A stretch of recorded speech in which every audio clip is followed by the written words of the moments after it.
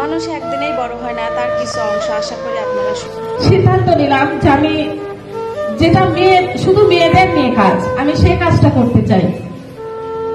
তখন আমার পাশে যে আমার রুমমেট ছিল, আমার বড় আপু, সে পরামর্শ দিল তুমি একটা পার্লারের জব করো, দেখো তো পারো নাকি। তো আমার অবশিষ্ট যে সম্বল ছিল, কানের দুল, হাতের একটা আংটি, সেটা বিক্রি করে আমি ঢাকাতে চলে যাই। উত্তরা এক নম্বরে আমি কাজ শেখা শুরু করি। যখন কাজ শেখা শুরু করার 2 মাস পরে আমার হাতে যা টাকা ছিল সব শেষ। তখন আমি ওই ম্যামকে বলি, ম্যাম আমার যা টাকা ছিল আমার তো আর টাকা নেই, আমি কিভাবে আপনাকে টাকা দেবো মাস শেষে, আর আমি কিভাবে খাওয়া দাওয়া করবো। তখন আমি ওনাকে বলার পরে উনি আমাকে রেখে দেয় ওনার ঘর মোছা, পার্লার পরিষ্কার পরিচ্ছন্ন করার জন্য রেখে দেয়, আর আমাকে ওখানে কাজ শেখায়।